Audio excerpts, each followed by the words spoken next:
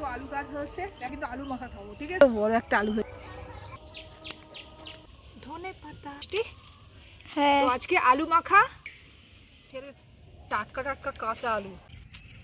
তোমরা আলু মাখার মধ্যে কোনোদিন ধনে পাতা মিশিয়ে খেয়েছো কি? এই দেখো পুরনো তেঁতুল কালো হয়ে গেছে। এই পুরনো তেঁতুল যাদের সর্দি কাশি খুব আছে, বুকে কফ জমে গেছে, তারা কিন্তু একটু গরম জলে এরকম ভিজিয়ে রেখে সেটা খেলে কিন্তু সেরে যায়। ও সাটা কি লাগছে রে, ঝাল লাগছে, ঝাল লাগছে না।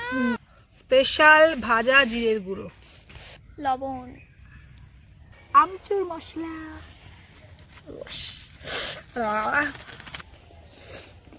ধরা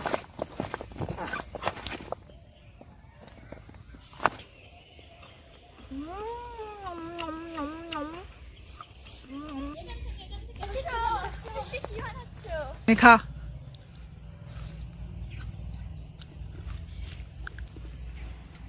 দারুণ হচ্ছে। তো আজকে ভিডিও তোমাদের কেমন লাগলো অবশ্যই কমেন্ট করে জানিও। যদি ভালো লাগে সাবস্ক্রাইব করে দিও।